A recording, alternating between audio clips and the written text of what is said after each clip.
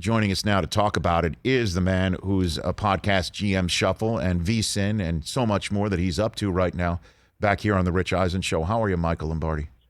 I'm doing great, Rich. Thank you. Thanks for having me. I appreciate it. So what is going on in Jacksonville, best you can tell? Well, I think this is probably a lot more to do about money than it is about how long Urban's going to continue coaching the Jacksonville Jaguars. I think you could see by the press release that there's some discontent with his behavior. I think the bigger issue, frankly, is his credibility and his trust with his players. I mean, when I've been in the league 35 years, I've been on all sorts of airplanes flying home after tough losses.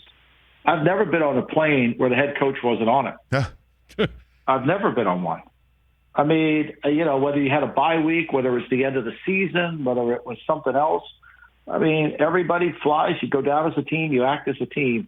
I think that was the first step. What happened over the weekend is between him and his wife. He has to work through those issues. But to me, I think the lack of trust, when you tell your team we're all in this together, and then you decide to take a 3-day vacation to stay back in Cincinnati, we're really not all in this together. And I think that started the sparks. And there's some discontent going on within the building. And these meetings that have been happening the last 2 days are more about how is this going to end than how is this going to get repaired. I mean, you can ask the two guys here, Brockman and Del Tufo, you were on that text exchange as well, TJ Jefferson. We were all, my guys here, as soon as this was trending, we started texting each other and sending each other's videos like, can you believe this? Can you believe that? You guys can confirm. The first thing I said to you was like, does that mean he wasn't on the team plane going home? Did an 0-4 head coach not get on the team plane to go home? Do we know that for sure? Like, did he not go home with the guys and then fly? He did not go home on the team plane. That's a fact. And you got to really wonder, and I don't blame this on Trent Baalke, his general manager, but if I would have been the general manager of the team, I would have said, Urban, look, we're not at Ohio State. Like, the head coach flies home on every plane. Like, we don't have a recruiting plane. And it sends a horrible message to the team if you're not on the plane. Because what's going to happen next week when we play somewhere else and half the players want to stay in Atlanta? And, they're not coming back with us because you just did it. Like, this is a horrible precedent. Mm-hmm. Usually every team has a rule. Whoever goes on the trip comes back on the trip. Mm. Now, if there's something going on in the town and there's certain exceptions, I get that. We all get that, a family member, all those things. But that to me was, he wasn't on the plane. And I would have said to him, Urban, look, you're making a lot of money. Fly back with us. Spend the night in Jacksonville. Get a private plane and fly you back to Cincinnati. What's it going to cost you? You lost your credibility. That's priceless. I'm kind of speechless. I got to be honest with you, Mike. Are you? I shouldn't say sure, but I mean you've been there, done that. I mean, the language you see out of the press release, I said, before, there's two ways to look at it. Glass half full of an owner saying, you know what, man, like I went and I got the guy. Like I went ahead and got the guy, the number one college coach, one of the most winningest college coaches outside of Nick Saban, obviously, who's never going to come back to the NFL. But I got the guy. And not only did I get the guy, I'm hooking him up with one of the most generationally talented quarterbacks that's ever come out of college. I got this. And this is like a glass half full. Like, let's see if we can put Humpty Dumpty back together again. And the other way I looked at it was like, the other glass is half full of lawyers.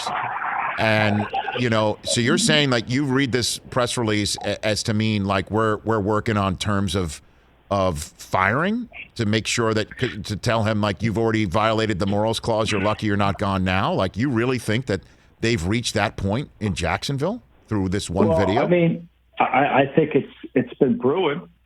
I think it hasn't been an easy ride. Starting with, remember the strength coach that he hired that they had to let go? I mean, this hasn't been a smooth tenure down in Jacksonville. The whole signing of Tim Tebow, the most ridiculous signing in all of sports, to convert him to a tight end at 32. I mean, that just shows you that what were we going to do with Tim Tebow? He's 32 years old. He's going to be, if he's the best he could be, is the third string tight end. That means he's got to play in the kicking game. That means he's got to be a great special teams player. We're going to pay him $1 million for that. Like, why would we do that? Those jobs are for the rookies. They made no sense. Everything he's done has made no sense. And I think that more than what I see as an outsider looking in, the people in the building see it. And the people in the building that have gone to the meetings, that listen to him, that there's no trust in what he's doing. I mean, it's, look, coaching in college and coaching in the pros are two entirely different things. Two entirely different things. You got to be a strategist in the pro football. There's no easy game on the schedule. You can play the Houston Texans tomorrow, and he was favored in that game and got whooped. So I just think this is probably wrong place, wrong time for his career. So what would you, if you had the ability, either through this show or to get to connect with Shad Khan, what would you counsel him in your years of being in the professional ranks, Michael Lombardi? I would say this. I would say the most important thing is understanding when you get it right and when you get it wrong. And you can't fall into the sunk cost fallacy. That, like, we're better off moving away from this now early than we are staying on with it and hurting our team. And I think he's going to have to make that decision because the players, this isn't about me. The players, do they believe the coach? Can he win the players' trust back? Michael Silver has a report out today that the players are laughing at it. And if that's true, and I don't doubt Michael Silver, if that's true, then this problem is just going to intensify. And it's going to come down to. So for me, this is more about money than it is about, is he going to continue to coach? Let's play this out. Say he continues to coach for the next 3, 4, 5 weeks, and he keeps losing. How do you think this is going to get better? Yeah, I mean, I don't know if you saw the tweet from Chris Long, who I love and have nothing but the utmost of respect for, and comes from an incredible NFL family lineage, obviously. His tweet was, if I'm a veteran player in Jacksonville, I'm now my own boss. That's what he tweeted. Right. What do you think he means by that? What do you think he means? What do you think that means? Put it in terms of. Well, it means that he can do. The rules don't apply to anybody. When he didn't fly back on that plane, he was telling everybody. There's 4 areas of leadership, right? There's the management of attention means you have a plan. There's management of meaning, means you can explain your plan. There's management of self, which means you govern yourself as the leader. And the most important is called management of trust. The players trust you. You could be a jerk as a coach. You could be a jerk. But if you're a consistent jerk, they'll listen to you. That's been proven over time. Consistency is the most important quality a coach has to have. And when you lose the trust of the team, management of trust, you've lost the team. Michael Lombardi, the GM Shuffle podcast co-host, and also the Daily Coach newsletter is how you can get so much more with him. And, of course, Musburger's VSiN every single day right here on the Rich Eisen Show. How do you view the news out of Pittsburgh that Ben has hip issues and Tomlin says he's absolutely still the best quarterback for the job in Pittsburgh? How do you see what's going on in Western PA right now? Rich, I think that's true. I think that Mason Rudolph isn't ready to be the starting quarterback. I think that Ben is still the best player, and I think that just tells you that Pittsburgh doesn't have a quarterback. I said this offseason, I thought that they made a mistake bringing him back. Because here's what I do know. When older players don't look good in September, they never look good in November or December. And I think Ben behind a bad line, and it's a bad line. In fairness to Big Ben, it's a bad line. But he can't move. And because he can't move, it's problematic for him. And you have to be thinking what he's got to be thinking. Do you think he thinks he made a bad decision coming back, or what? Like, what's the solve here? What's the fix? You know, Rich, of all my years in the league, anytime a player voluntarily takes a pay cut, I would have been suspicious. Why is that? Because they typically never want to take a pay cut. They probably won't. They're coming back because they probably know this is their last chance to come back. Which roster would you take right now in the NFL if you could only have one? Whose roster would you take, Mike? If I only had one roster? One roster that you would take right now in the NFL. I think I would take the Los Angeles Chargers. Really? Okay, not Bills, not Chiefs, not Bucks. Well, I mean, look, I got a really young team. I got 2 great receivers. I got a really good pass rusher defensively. I think they got a really good team.